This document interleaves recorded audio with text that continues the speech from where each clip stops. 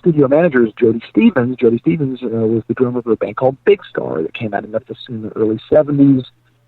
Through a series of, things that just happened. I had to go down right to being a band. They never really got the recognition. I mean, they should have been huge. They were an amazing band, but they didn't get the distribution, and things happened that fell apart. But they actually they influenced a bunch of other bands that came up after them, bands like REM, replacements to the DBs, and every time they would do interviews, they would talk about this band, Big Star. And so band actually became famous, became a cult band favorite, way after they weren't even a band anymore. And it just so happened that the drummer for that band is the studio manager of Ardent, and we've been talking to my buddy for many years, and he was telling me, hey, we need to come cut your record at Ardent. Of course, we always, that's the number one studio in town. I didn't know we could even afford it, And he was like, I told him, here's the deal. We'll come to Ardent. We'll cut the record. But you got to play drums on the track. And he said, deal. So I was like, score. I got Jody on the record. So Jody Stevens played on the record, which is amazing. And he's such a soft-spoken, sweet man as a human being. When he gets behind a drum kit, he becomes somebody else. He's got this. He drives. I'm driving I'm driving the bus. Better be on the buses. I'm driving the bus. And that's you too. He's great. The percussion, the bass, and the drums, man. It's Keith Moon and John Entwistle. That's where the Who and the Who Magoo comes from. That is true. It's the Who.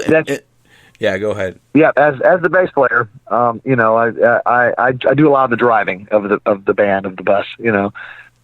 Between the drums and the bass, we're making the bed that everyone else gets to lay in, and there's a responsibility there as the bassist to the bass is really the bridge.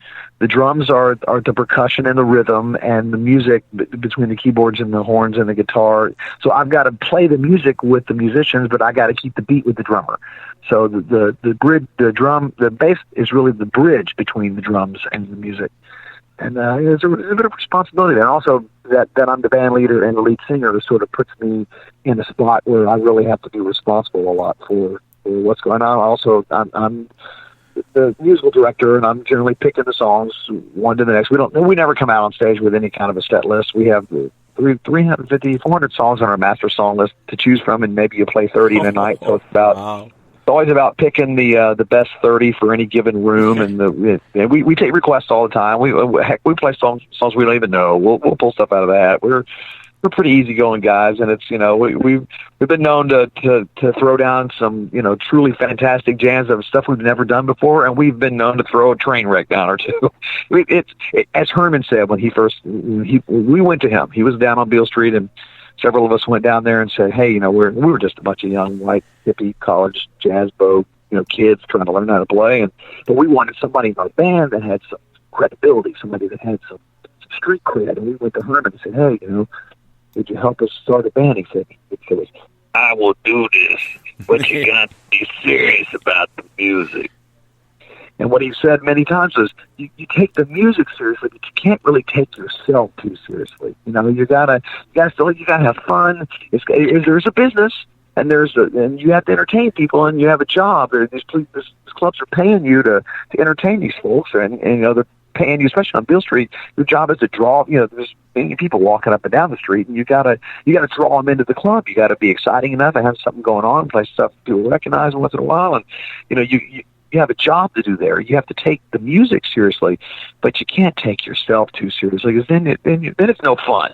And if what you're doing isn't any fun, then what's the point in doing it? And music, as Andy Tate, my guitar player, has said many times, it's just music. Nobody gets hurt. Don't take it too seriously. It's, people get real uptight sometimes about music and what music has to be and the way things have to go. And, and it really, there aren't a whole lot of real rules in music. I mean, there's music theory, and there's, things that have to go down in order for things to happen. But at the same time, the rules are kind of made to be broken somewhat, you can bend things somewhat, and one of the great things about FreeWorld is, you mentioned our horns earlier.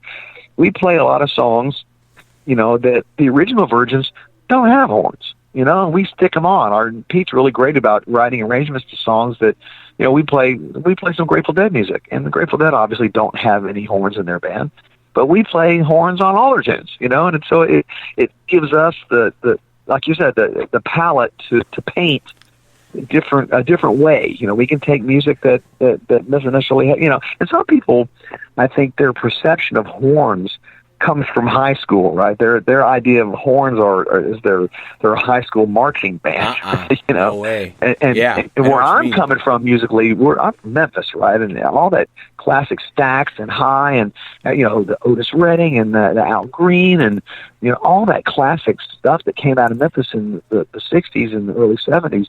That's where we're coming from with the horns. And so we try to make sure that we're true to our roots, but we also try to stretch it out some too. I'm going to throw some Tower Power in there. I'm going to throw some of that New Orleans funk in there. I want to stir it all up and see what we can come up with. That's what we need to do. Stir it up. That's great stuff, bro. Because you're right about the horns. It's like for my Quadrophenia and the Who, a lot of the great bands, the Stones, when they bring that horn section into their stuff, it brings a whole night and day of it. They can play it the other way, but when they bring that in, the kick-ass horns when the Who run with that, it's a whole different groove and cool, and that's what you guys are running all the time. That's just great. Well, let's play a song by my saxophone player off the record. It's called Sideswipe, and this song started. We were playing a club over in Little Rock. That's a 1 a.m. to 5 a.m. gig over there, and you can imagine the kind of people that wander in that place at 3:30 in the morning. Right? After everything else in the city is closed, that's the only place that's left open, and there's some crazy people up in that place. And we often at that gig would improv a lot. We'd just throw things down. And this song started as just a jam that happened in it's Midtown Billiards. We started playing there, and then Pete happened to remember the head he wrote, and we brought it back home. And I think he may have even turned his phone on when we were playing and recorded part of it. It ended up being on the record. So it's called Sideswipe. On the way home, he got sideswiped by another car. That's how it happened. He was driving on the interstate. Some pickup truck took his side view mirror off. So. That's where the song got its title. Little inspiration, negative, but we became a positive. That is the tune I had ready lined up. Sideswipe. Awesome. Thank you, bro. We'll be right back. Crank it up.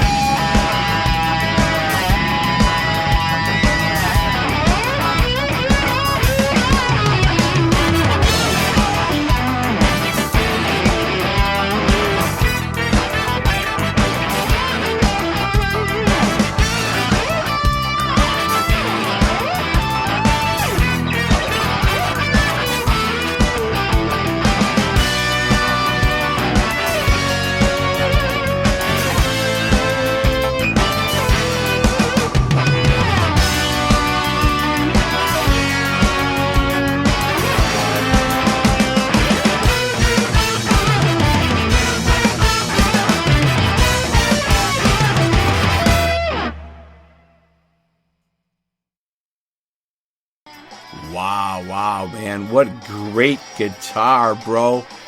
Come on, Brack, bro. What great guitar. I love it. Thank you, my friend. FreeWorld, Richard Cushing coming back in the Who. We just got it on a little delay right there. The music was still jamming, but we're back on air. Thank you, my friend. Thank you. Yeah, You Gotta Believe is the next one we want to play, but tell us a little bit about the guitar friend that you got right there. Because you, again, we were talking about, you have the horns, but I'm like, listen to that end of the FreeWorld, and that is so cool. You have so many artists that have been part of your band. Anybody that comes up, anybody that spends some time breaking bread with you, per se, is part of Richard Cushing's world. That is just cool. I love that. Well, what's great about music is it's a language, right? And if you can speak that language, it doesn't matter whether what color you are, or what country you're from, or what planet you're from. It doesn't matter. If you can speak the language of music, you're in. And our band has always been open. If you, I will let people up on stage to play with us. Because you got to sift through them. Sometimes you get amazing folks. Sometimes you get people that'll just as soon. I screwed up. They shouldn't be on stage right now. But for the most part, I can ask the right questions and ascertain whether people are. But if you speak that language, come on, let's go. And Andy Tate, our guitar player, he's a genius. He's a badass. He's been playing, all his life. I think he first started playing music when he was, under 10 years old, maybe 6 or 7. Mm-hmm. He's toured all over the world. Various people. He's an amazing player. He's been playing around town and doing studio work for as long as I've known him, forever. And then when our former guitar player left, I called Andy to see. Actually, I called him to see if he had any students who would be interested in being in the band. And it just so happened that, like the week before, the band he'd been playing in for the last 15 or 20 years had folded up, and he was without work and was, literally had sat down and said a prayer. Please, God, send me somebody. And like 5 minutes later, the phone rang, and it was me. And I was like, hey, Andy, and I called him, and I was like, hey, do you have any students? He said, well, what about me? And I said, well, hey, sure, please, let's go, And he's been on board for, I think it'd be 7 or 8 years this coming May.